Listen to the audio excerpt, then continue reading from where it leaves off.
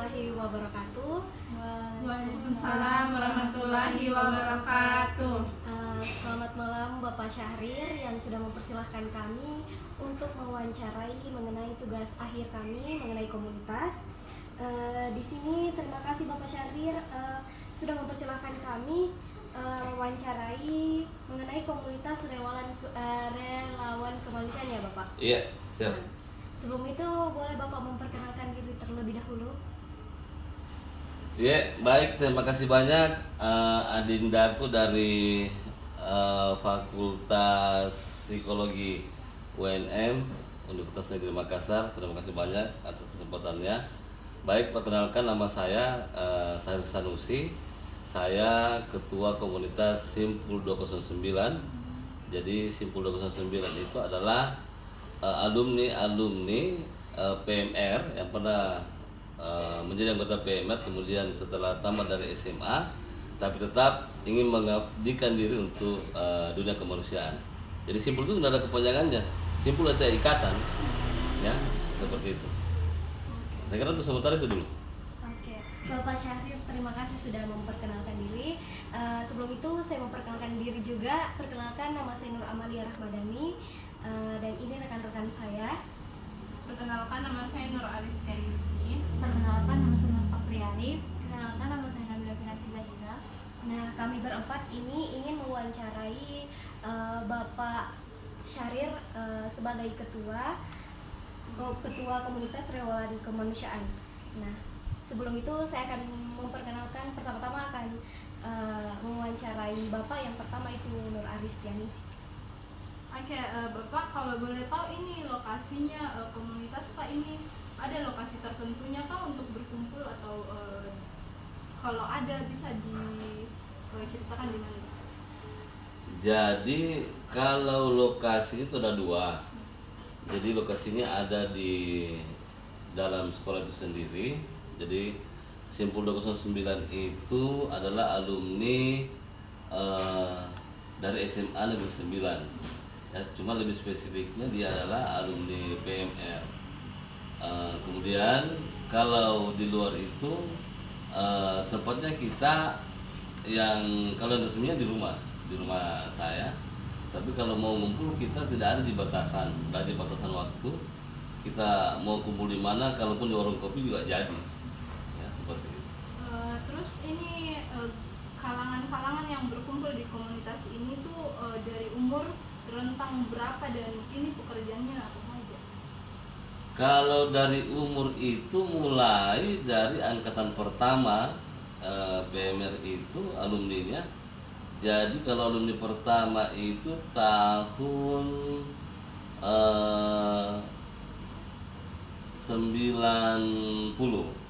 ya 90. Saya saja di komunitas itu angkatan ketiga kalau di PMR. Jadi mulai dari angkatan pertama sampai sekarang.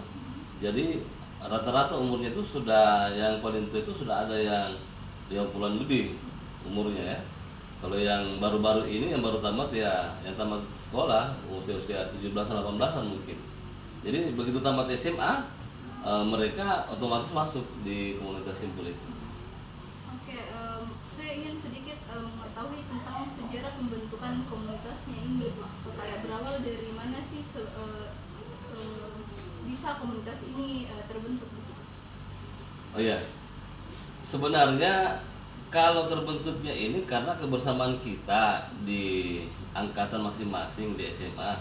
Jadi di PMR SMA 9 itu tidak pernah putus. Setiap tahun kita pasti ada, kalau ada kegiatan PMR di sekolah, teman-teman itu selalu masuk ke sekolah, ya selalu masuk ke sekolah untuk membantu adik-adiknya, membina. Jadi saya berpikir daripada kita masuk saja kemudian tidak tahu juga apa arahnya, mending kita buat komunitas. Artinya bukan hanya berkumpul di kegiatan-kegiatan PMR, tapi juga bisa berkegiatan di luar, ya. Karena kalau sekolah kan terbatas dari pagi sampai sore paling ya. Setelah itu kan tidak ada lagi jam sekolah. Jadi biasanya kita kumpul di luar kemudian merencanakan kegiatan-kegiatan apa saja yang kita mau lakukan.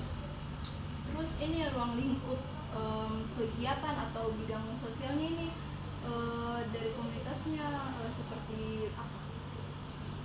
Kalau ruang lingkupnya kita tidak jauh-jauh dari sosial kemanusiaan, karena basicnya kita juga adalah dari relawan-relawan PMI ya.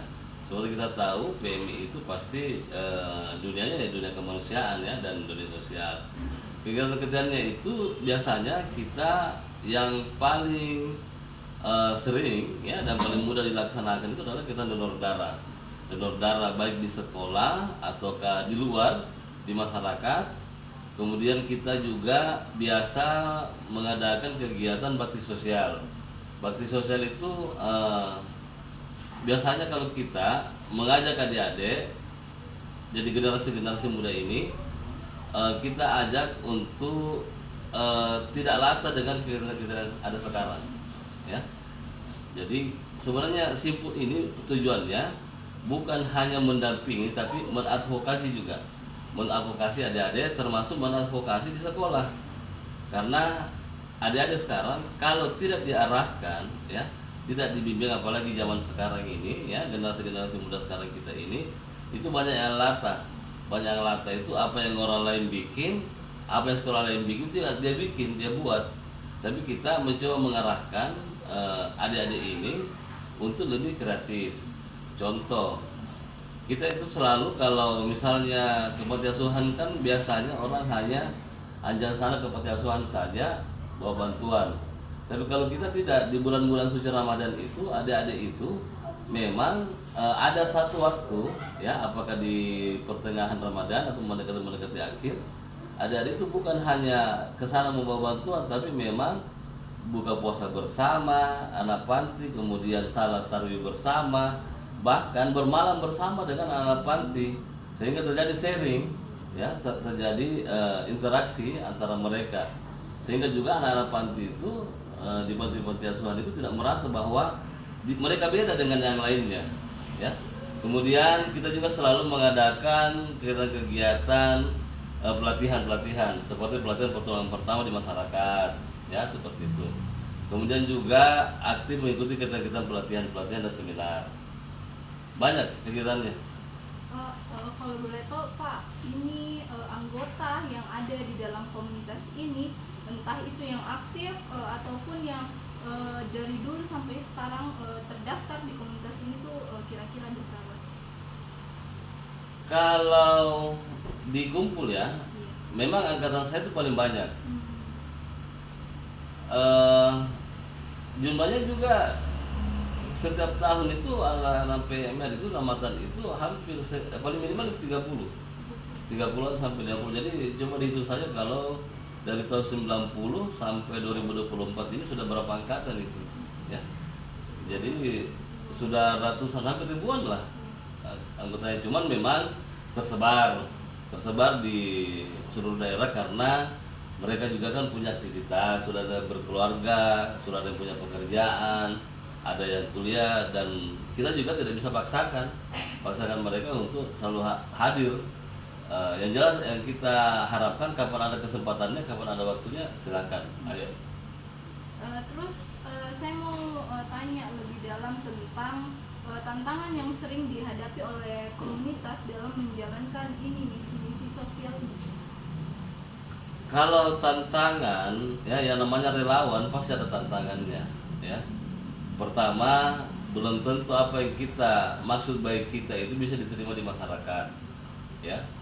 Kemudian tantangan selanjutnya itu selalu adalah paling persoalan anggaran lah ya, karena kita ini lembaga dia semacam organisasi yang memang organisasi nirlaba, jadi tidak mengutamakan keuntungan ya. Jadi memang dananya itu murni dari anggotanya masing-masing. Kalau kendala-kendalanya ya seperti itu, lebih banyak. Kalaupun ada kendala ya kita anggap bukan kendala gitu sebenarnya. Terus itu menurut Kak itu kendala yang paling penting ada di komunitas ini, atau ada lain yang lebih penting lagi? Kalau yang kendala yang paling penting itu adalah, tapi itu saya pikir itu dinamika berorganisasi adalah memang susah menyamakan persepsi, ya, susah menyamakan persepsi karena orang banyak, ya, orang banyak pasti beda lah, apalagi kalau organisasi yang sudah banyak anggotanya, apalagi menyatukan ini ke bukan keinginan, harapan dari yang sudah tua-tua dengan yang muda-muda ini. Jadi angkatan tua, angkatan muda itu kan pasti susah, ya. Kalau saya mungkin ini yang masih masuk milenial kalau tidak salah, ya, ukurannya harus ketemu dengan adik-adik yang Gen Z sekarang ini, ya pasti agak sulit, ya. Karena sistemnya kita, cara pandang kita dengan mereka itu agak beda, ya. Saya kira itu yang hanya itu, cuma itu saja sih. Terus apakah permasalahan di dalam komunitasnya ini punya dampak atau berdampakkah ke orang-orang yang menerima manfaat dari komunitas? Kalau dampak ke orang lain, ya, saya kira tidak ada.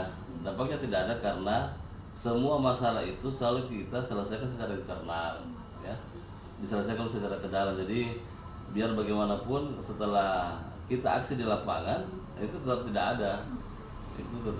ada, kendalanya mereka, karena kita juga tidak mau orang tahu apa yang menjadi kendala kita, karena kasihan juga kita yang membantu orang ternyata kita juga belum bisa, ya.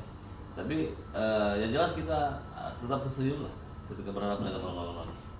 Baik, mungkin cuman itu yang bisa saya tanyakan dan saya serahkan ke Amel. Baik, selanjutnya saya akan persilahkan pewawancara kedua, yaitu Nur Fahriani. Oke, kalau boleh tanya, program apa saja yang dijalankan dalam komunitas tersebut? Tadi programnya saya kira sudah, ya, saya sudah sebutkan, cuma jadi antara lain itu adalah donor darah, kemudian pembinaan generasi muda. Oh ya, ada yang saya lupa juga ini. Kebetulan juga ini adik-adik psikolog.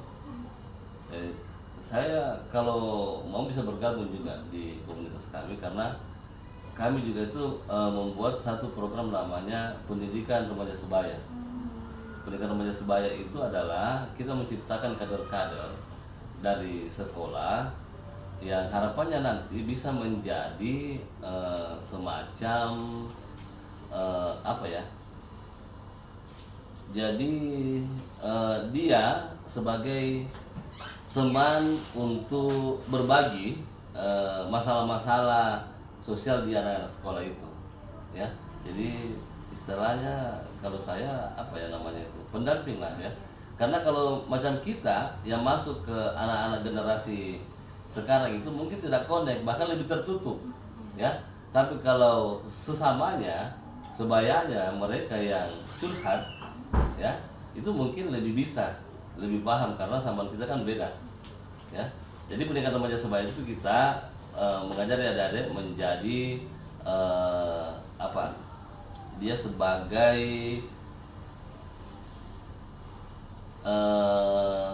media untuk menyampaikan pesan-pesan kepada siswa-siswa, ya, anak PMR, seperti seks bebas, narkoba, ya, bagaimana pacaran yang sehat, ya. Jadi itu untuk kita remaja sebaya. Kemudian kita juga aktif di pembinaan anak-anak PMR Mula. Anak PMR Mula itu di SD, ya. Aktif juga di kegiatan pembinaan PMR di SMP, seperti itu. Dan banyak lagi kegiatan lainnya.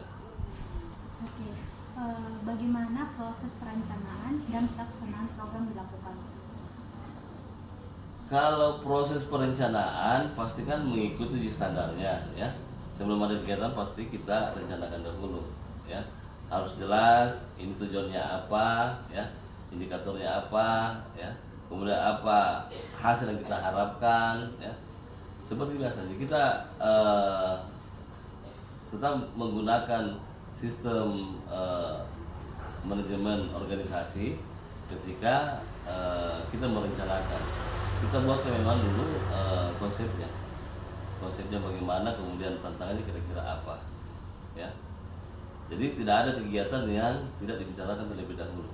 Pasti harus dirapatkan langsung. Kita pilih suara terbanyak dan mana bagusnya. Ya.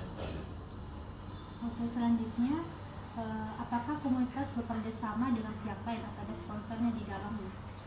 Kalau pihak lain ada, ya makanya tadi terbuka untuk siapa saja. Makanya tadi saya sempat mengajak adik-adik juga, ya itu artinya kita terbuka Ji.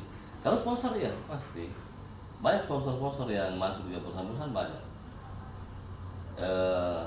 Bahkan kita juga bukan hanya di alumni PMR, tapi alumni ekskul lain juga kita kerjasama, terlibat untuk satu kegiatan. Oke, mungkin itu dari saya. Sekarang ke Nora Malia.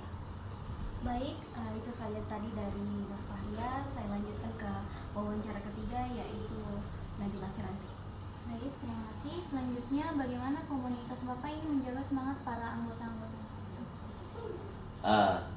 Kalau menjaga semangatnya sebenarnya itu tergantung leadernya, ya. Jadi memang saya selaku leader di situ bukan hanya yang dituakan, tapi sebenarnya bukan dituakan juga karena ada yang lebih tua dari saya. Ada yang lebih tua, tapi saya yang dipercayakan jadi leadernya di situ. Sebenarnya kalau saya lebih banyak memberikan pemahaman, ya. Apalagi itu kan sama mengurangi jangan terlalu banyak bulian lah. Bercanda boleh, ya bermain boleh, tapi jangan sampai ada yang membuli sesama anggota karena itu biasanya kalau ada satu orang yang seperti itu ya itu biasanya yang bikin patah semangatnya yang lain.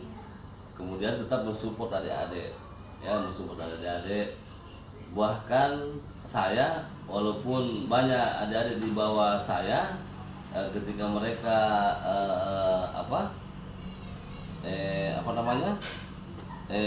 butuh masukan itu saya biasa siapkan waktu untuk mereka dan sering-sering ngumpul lah, ya. Ngumpulnya itu bukan hanya di sekolah, di luar kapan saja, ya. Di grup juga ada, ya di grup juga ada. Jadi intinya sebenarnya bagaimana dari pemimpinnya saja lah. Baik, selanjutnya, apakah ada konflik dalam komunitas Bapak? Jika iya, bagaimana cara Konflik ya. menyelesaikan? Saya kira konflik itu biasa, ya. Konflik itu pasti ada. Semua organisasi itu ada konfliknya, ya. Konfliknya itu ya biasa itu kalau yang baperan lah, ya seperti itu. Ada yang punya konsep misalnya menganggap bahwa maunya konsep ini yang jalan gitu kan, atau ada yang tanpa koordinasi kita itu mau jalan sendiri, ya. Biasanya yang seperti itu saya panggil bicara baik-baik, ya. Kemudian kalau memang ada idenya apa masalahnya, kalaupun mau difasilitasi ayo, ya. Konflik-konfliknya seperti itu tidak terlalu besar ya, karena kenapa? Saya kira agak kecil konfliknya karena kita ini memang organisasi apa namanya ya, kaderisasi, ya. Jadi kalau yang namanya kalau kaderisasi itu rata-rata kalau senior main bilang, junior itu pasti ikut, ya. Jadi itu enaknya jadi senior. Jadi kalaupun ada masalah di junior pasti dipanggil seniornya untuk bicarakan. Kalau bicara sama senior ya aman nih, ya seperti itu. Terus, bagaimana komunitas ini itu mengukur keberhasilan program yang akan dijalankan? Kalau mengukur tingkat keberhasilannya, ya setiap program ya, program atau organisasi nih secara keseluruhan. Secara keseluruhan. Organisasi secara keseluruhan. Kalau mengukur tingkat keseluruhan dari komunitas itu adalah kita lihat kalau di kami itu adalah seberapa kuat, seberapa erat rasa persaudaraan di antara kita, ya. Bukan di seberapa banyak anggotanya, ya, seberapa banyak program yang dilakukan, tapi bagaimana kebersamaan kita, toleransi sesama anggota, ya kan? Saya kira itu cukup kalau seperti itu, karena bagaimana membangun rasa persaudaraan kita itu paling penting. Dan kalau itu yang terjalin, itu bagus sekali, ya. kita tuh bukan hanya di berkegiatan, tapi kalau misalnya saya kebetulan di tempat saya misalnya ada lowongan pekerjaan yang bisa saya berikan sama adik-adik, pasti saya sampaikan. Jadi kita membantu bukan hanya di kegiatan, di masa depannya mereka pun kita bimbing seperti itu. Mungkin itu dari saya kembalikan ke Anda. Baik, selanjutnya saya akan bertanya kepada Bapak. Ya. Nah, bagaimana sih apa sih harapannya Bapak ini untuk komunitasnya di kemudian hari perkembangannya? Harapan saya sebenarnya bahwa kita ini akan selalu bersama, ya. Kita akan selalu bersama, kalau perlu sampai kiamat lah. Ya. Karena tidak ada di yang keuntungan yang kita cari, tidak ada di popularitas yang kita cari dalam situ, ya. Kemudian rasa persaudaraan kita ini, rasa pertemanan kita sesama anggota itu bisa terjalin sampai tua, ya. Kemudian tetap kompak selalu, ya. Dan banyak yang bisa kita lakukan untuk dunia kemanusiaan. Saya kira itu. Selanjutnya saya ingin bertanya lagi, apa motivasinya Bapak untuk bergabung di komunitas relawan ini? Kalau motivasinya karena sebenarnya yang bentuk saya ini juga komunitas, ya. Jadi saya melihat begini, karena kebersamaan kita di Palang Merah itu di sesama anggota PMR dahulu, ya. Kemudian di luar kita masih sering bersama, jadi saya menganggap kalau kita tidak buat semacam komunitas lah yang bisa kita berbuat lebih banyak lagi. Apa tadi? Motivasinya ya. Iya. Motivasinya. Kalau saya karena basicnya kemanusiaan awalnya, ya. Jadi motivasinya memang mau menjadi orang yang berguna lah bagi semua orang, ya. Itu saja. Jadi orang yang bisa bermanfaat bagi orang yang banyak. Itu dia motivasinya. Saya mau tanya lebih lanjut lagi. Iya. Apa sih pengalaman paling berkesannya Bapak selama menjadi komunitas dalam situ? Kalau dibilang yang paling berkesan itu, ya, karena kita ini sebenarnya basicnya relawan, ya, relawan PMI. Tapi saya cuma membatasi karena kalau kita mau bicara relawan PMI itu lebih luas lagi, ya. Banyak pengalaman lah, banyak pengalaman yang kita dapatkan, apalagi ketika kita berada di lokasi-lokasi bencana, ya, membantu orang di lokasi bencana. Itu pasti adalah pengalaman yang sangat berkesan lah, ya. Contoh kalau saya itu, dan ini menarik sebenarnya karena orang tidak pernah tahu sebenarnya dunia relawan itu bagaimana, ya. Relawan itu dia lebih banyak meluangkan waktunya untuk orang banyak dibandingkan kepentingan pribadinya. Yang paling berkesan itu ketika kepentingan pribadi sudah harus bertemu dengan kepentingan untuk orang banyak, dan kita harus mengorbankan kepentingan pribadi. Relawan itu terkadang keluarganya saya meninggal, dia tidak tinggalkan lokasi bencana, ya. Jadi saya juga banyak karena kalau kita sudah ditugaskan itu berarti kita sudah siap untuk mengabdi, ya. Kalau ditanya suka dukanya, lebih banyak dukanya lah, ya. Lebih banyak dukanya jadi relawan. Nanti kalau mau bergabung nanti dicoba lah. Saya kira. Baik, karena sesi wawancara sudah selesai, terima kasih kepada Bapak Syahrir yang sudah menyempatkan hadir dan mempersilahkan kami untuk mewawancarai Bapak. Sekian dari kami. Wassalamualaikum warahmatullahi wabarakatuh. Waalaikumsalam warahmatullahi wabarakatuh.